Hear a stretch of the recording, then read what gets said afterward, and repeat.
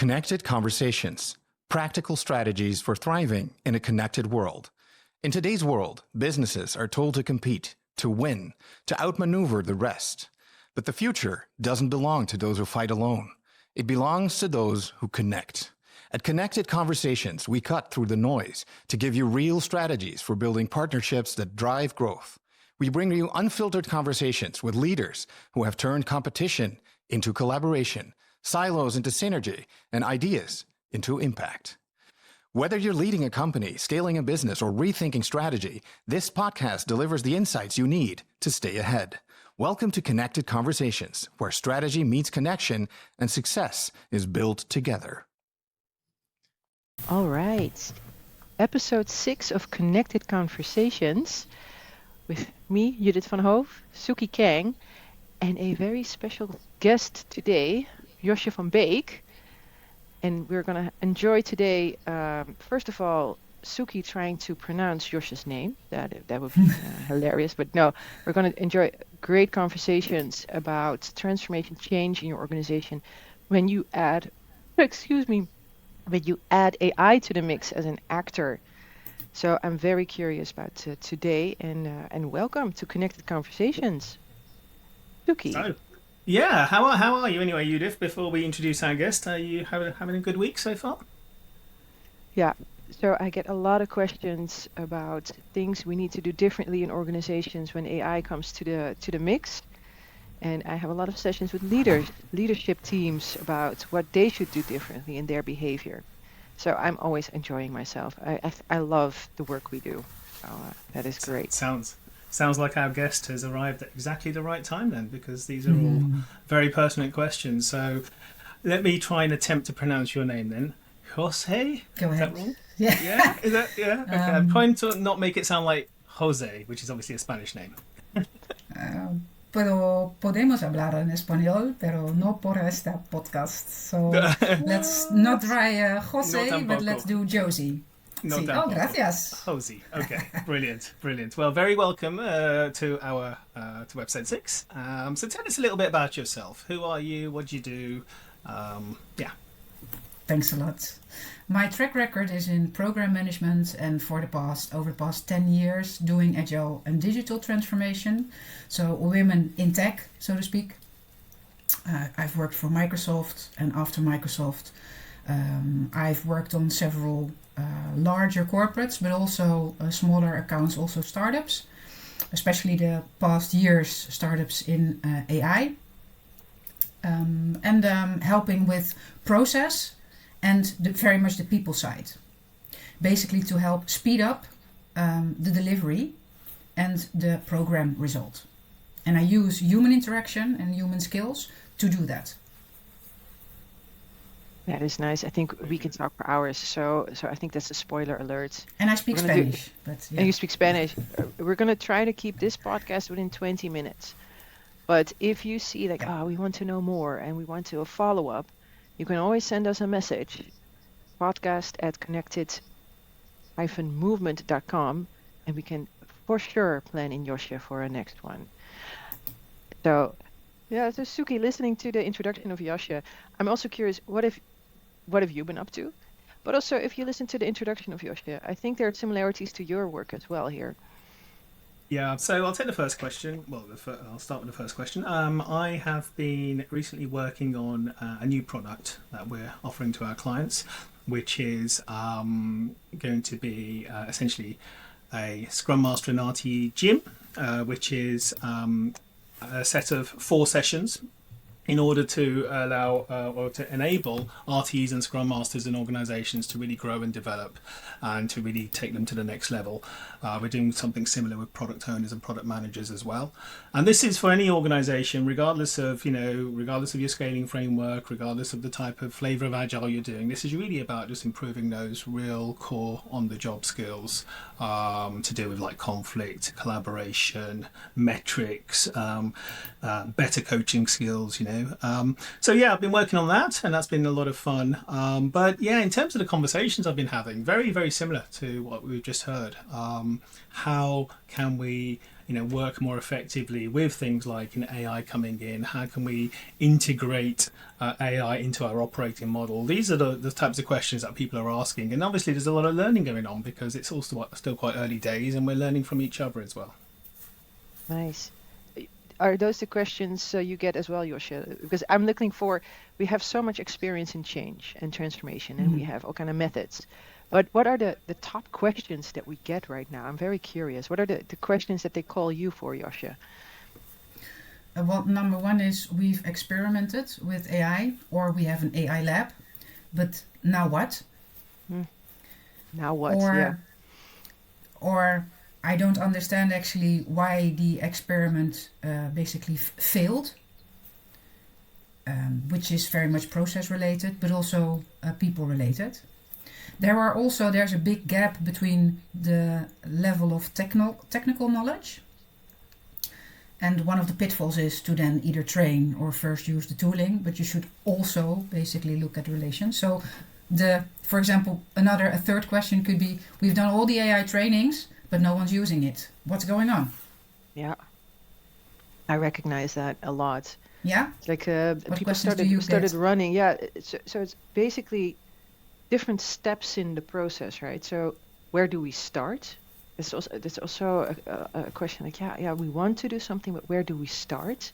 A bit of overwhelmed with all the tech news and promises and just all the inspirational talks and videos, and they're like, yeah, oh my God, we should do something. And now what? And where should we start? And then we started some experiments.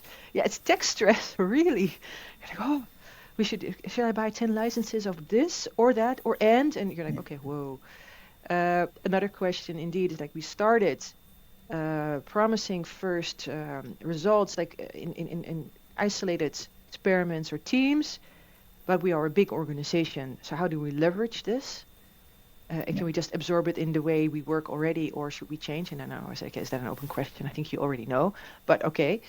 And leadership also is like, okay, but a bit of the stress on the person's like, should I be now totally into the tech, or what should I do as a leader? So a lot of question marks, concerns, and then it starts with technological questions, but usually it's not a technological answer. That's my experience. And there's one angle though to technology. Also, I think one of the context has changed because the level of complexity has increased, and it also requires a skill to, even if you have a basic training on technology. So, for example, I've trained CFOs, a group of CFOs that are part of a community. A training which is very much focused on technique and tooling, but building an agent or an agentic solution is one, but understanding and seeing through what impact it has on decision making, on how the operating system of the organization runs, the whole ecosystem of partners, etc. That's a skill that is very much at the top level of skills that you need. That's also something that becomes emergent. Yeah. Maybe you recognize that? Yeah. I do. I'm also looking at Sukie, who is like nodding. So yeah, because I'm nodding because one of the things, because I think we should tell the the listeners, that one of the things that you did earlier this year was you did write a book on this, and in your book, if I understand it correctly, you're saying AI, your core philosophy, if you will, is AI isn't just a tool. It's actually effectively AI is becoming a digital colleague. And there's a lot of psychology in that, in terms of team formation, working cohesively together, and the need for a clear social contract as well. Can you just expand a little bit on that, please? Yes, because one thing that struck me was, as in particular with agentic AI, that AI is an actor. So if you look at it from a psychological perspective, there's a role given and a role taken. Doesn't matter basically what your job is. It could be even here in this podcast. So, right, I'm a guest, but then what do we expect? You guys have a perception, the listeners have a perception, but I too, if I take upon that role and if we are here. So that's all human co-working. But now AI actually makes decisions selects data, etc. And the logic behind it, first of all, it's far better and more precise than we people can do it. But also, then the whole hybrid working, learning from AI, what does that mean for me? Am I downgrading myself now? All projections towards AI come into play, but also expectations from the group, so the system as a whole, your team, but also from your manager. So that whole ecosystem, all of a sudden there's a new actor that comes into play. And this is where it gets interesting, because of all those psychological elements, like projection, role clarity, expectations, come into play. Yeah. I'm putting up the book right now, sorry. I just had to. Collaborating with your digital colleague, and it's now in Dutch, but also in English soon. Yes, end of the month. It's very, you say psychological, human aspect of role given, role taken, projections, and really then working together with your new digital coworker, your new digital colleague.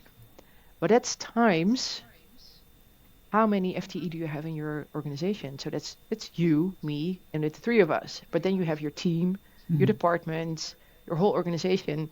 So it's like it speeds up that unclarity if you put, without any explicit talks about this, and you put AI into the mix, and everybody has this role confusion, but also the stress and the projections, and you scale it. Wow, we have 3,000 employees. It's very interesting what happens then in an organization.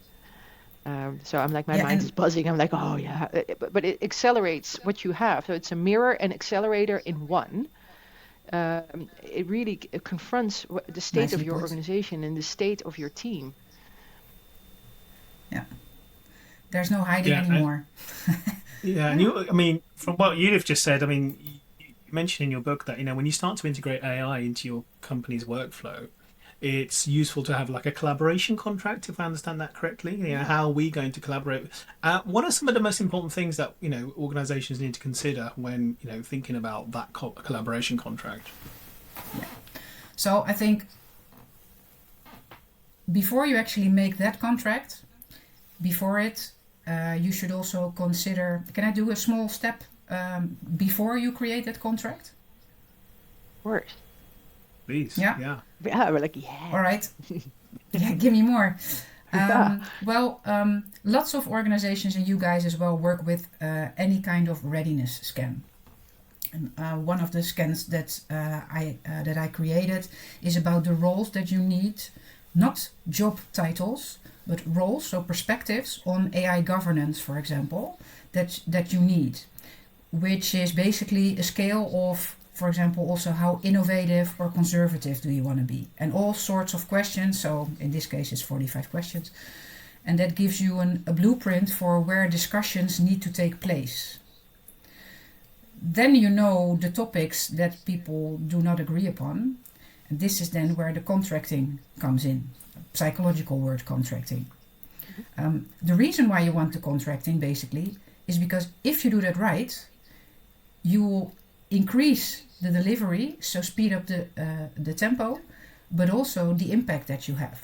So actually be able, so it's very strategic to use psychology to do that. And then on the contract side, there are different perspectives on that, but if you look at it on 3 levels, we just haven't been taught the third.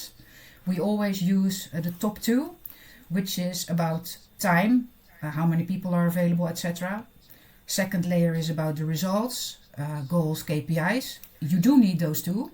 But the third one is the psychological level, which is about unspoken expectations, but also sabotaging yourself. And this is very much on also a level that you are not aware of. So this is like being in the matrix. And we also always use the top 2 and then think that's what work is. While actually, and this is where you step out of the matrix, it is all 3. Yeah. And you should do that with AI as well. So about contracts, it's very much also about, can we expect AI to be objective? While actually in the trainings data it shows that it can't be. or the psychological contract of AI doesn't make any mistakes, but AI can do hallucination and draw incorrect conclusions, etc. So really systematically drilling it down in what we are expecting on those 3 levels. I think it's interesting that we do a lot of transformation and changes. It could be agile ways of working, scaled agile, digital, leadership culture, everything. And I never had this conversation with the Salesforce implementation. So I think it's really new for me to say, this is because AI brings such a different kind of technology, different kind of implementation, and how you really implement and adopt it within your organization on personal level, team level, organization process, the whole thing, that these things are absolutely necessary, this contracting, to create that clarity up front, because indeed otherwise it accelerates and mirrors what you already have, and sometimes that's not good. You don't want that chaos. Nice wording, by the way. The mirroring is very nice. Yeah, the wording I you really choose there. think you inspired me. But it's a new thing. It's a new way of thinking about change as well. You don't go from A to B. Okay, so we have 5 countries, so many customer-facing roles, and we want them all to use this one tool and leads generation tool, blah, blah, blah. A to B, and it could be complex, but because it hits multiple countries and stuff. But it's not, with AI, there's no A to B. You start somewhere, you're not clear where you start, and the outcome is not that clear. So you really need to make stuff more explicit, more than ever, I think. Exactly. There's a research data recent, somewhere in January, from the University of Delft about experimenting and what you need with AI. And there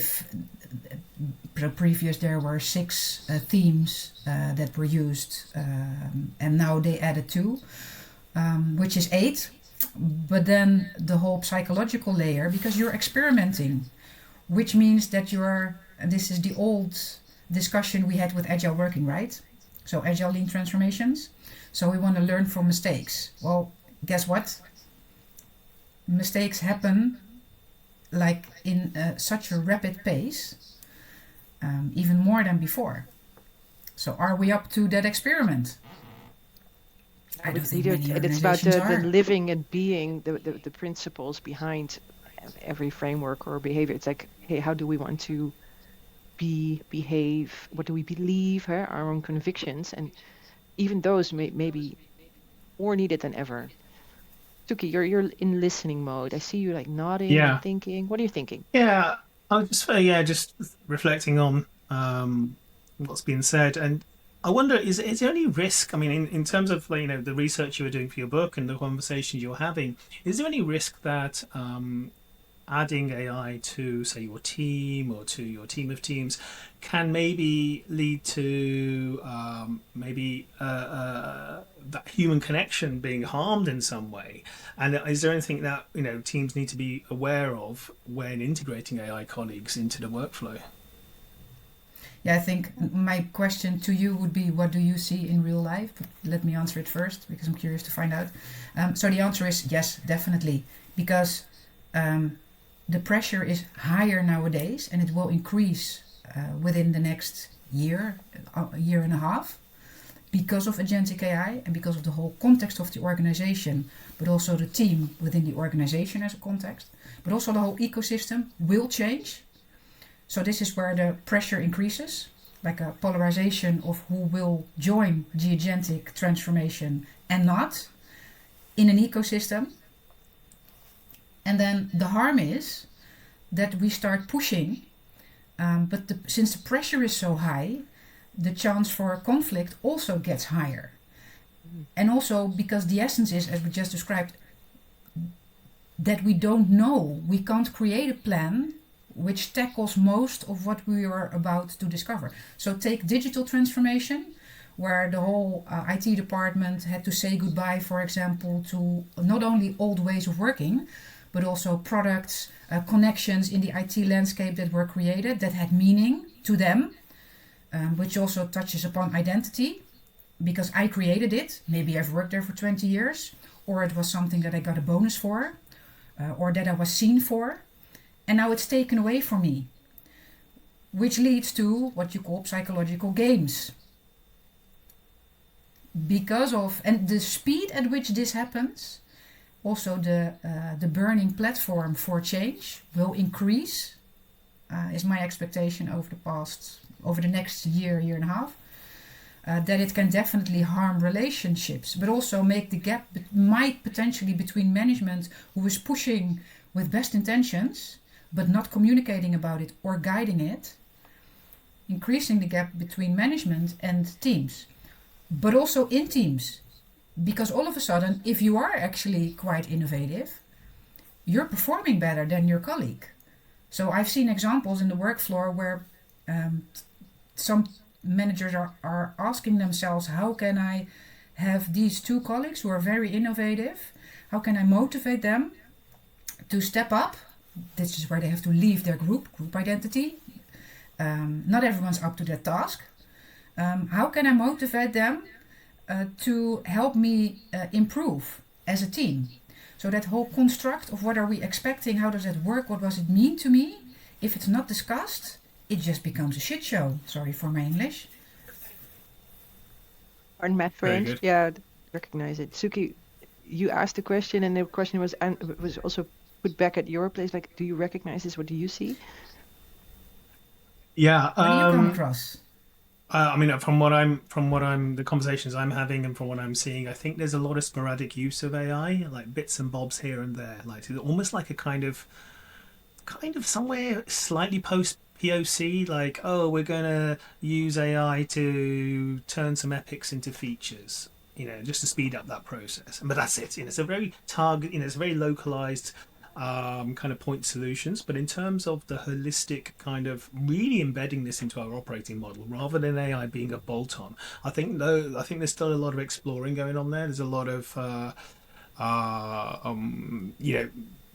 trying to think more deeply about embedding AI. I think that's still something which a lot of organizations are still at the early days with, from what the conversations I'm having.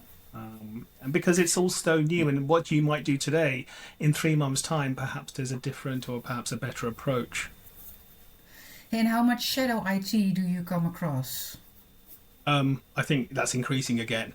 It's definitely increasing because, in fact, there's a product manager who said to me, look, I have an idea, and I used to say to the teams, what do you think about this? And it used to take a few weeks for that to come back. But now I'm actually prototyping myself and coming up with screens, coming up with workflows, and then I'm sending that across to my team saying, what do you think? And I'm actually speaking to the customer. And this product manager was saying, well, that's great, but I kind of feel like I'm just doing that by myself. It's not systemized. It's not part of the operating model. It's just me deciding to take that initiative myself. But, so there's also, as well as shadow IT, there's kind of like shadow processes, if you will. Like the official operating model doesn't talk about that, but individuals are deciding to take a different approach themselves. All implicit and fast. It's interesting. So what is the solution? And I know there's not one solution. I know that, but it's like we see the questions, the struggles. It's about starting. It's about understanding, and it's also about scaling. Like, what can we really do with this? So what now? The what now questions. Where does the answer lie? The solution. Open what questions. Do you think? Oh, that's such a coach thing to do. To put the question back at me. Fine. What do Let's I do think? sort of like a chain of answers. A chain of answers. So for me, a holistic problem or a scaled problem requires a scaled solution. It's really a holistic picture. So the people, process, technology, psychological factors, you really combine the psychology and the IT. I love it. And really have a change approach that is not A to B. And then we do tooling to get you to the next step. There is no spoon, right? Like the Matrix, there is no spoon. There's no next step. There's no A to B. Yeah. So really create a change approach that is pushing on principles, mindset, and equips people in the organization to be able to scale this and handle that adaptive nature of AI themselves. And I think that is where the solution lies. And it's very big, and I'm trying to make it smaller, but I'm working on it. But it's not just let's push some more technology, let's make it clearer, let's just implement agents. It's really that holistic approach with a lot of psychology in it. I think that's the future of us also as being more human. I think there are the answers. Us being more clear and understanding of our personality and our humanness will make technology implementation better. But just to and world peace as well. Well, just to kind of, maybe help organizations implement that, I wanted to ask, based on what, Judith just said, if an organization, if somebody's listening to this and thinking, well, over the next few weeks or the next few months, I've been asked to really incorporate AI into the way we do things around here. Are there any kind of like high level steps, just really high level steps that they should think about before integrating AI into their, adding AI colleagues, digital colleagues to their team? Any, just high level things that they ought to think about first before taking that step? Well, I would say start with, take for example again, role clarity. So first do some examination on the human scale. And then add AI as an actor to that. Doesn't have to even to take longer than maybe 2 weeks to get that clear. But start with what are we expecting, because there's already so much going on there. So that's my tip. What would you say, Judith? I think that's a great first step. It starts with clarity and really having that explicit conversation about what we expect from each other and what we expect from this new technology that we're trying to implement here. And I think to make that very explicit first step will already make a huge difference in the way you approach it down the road. I mean, like the two questions that we've, I guess, well, certainly I've been asking for over a decade. I think those two questions haven't gone away, which is, what's the problem we're trying to solve here? And what's the outcome we're trying to achieve? Yeah. Still agreed. And then take it into account, that's it, the psychological level. Yeah. And there are also so templates, models, so where do you start? And yes, there are a few in my books as well. But how to do that? But I know, but it wasn't meant that way. But you can really there are a few steps to take, and you can use a template as a perspective and a starting point for your conversation. And yes, in the book there are a few. But together with the three of us, we have a few. Exactly. A lot of good information on your website. Oh, sorry. Yeah, I was just saying the same, Sukie. Yeah. We're going to drop the link to the book and also to the website in the comments or the notes of this podcast. And I'm very curious for questions because I feel like we did an introduction and we started, but I'm buzzing to do more. So I'm also curious what our listeners think and also online when we publish this. So please drop comments in the notes, send us your questions, and then we can continue. I like that idea. I think you said that the English version of your book comes out at the end of this month. Yeah, is that correct? Yeah, excellent. Correct. Good. All right. So like you just said, we'll put that into the show notes. Some links. It's been a pleasure to have you with us today. Thanks for having me. I enjoyed it a lot. Connected Conversations, episode 6. And who knows, the start of something more. Enjoyed the conversation. Drop the notes, drop the questions with us with Connected Movement. And thank you. Very much. Stay connected. Thanks, guys.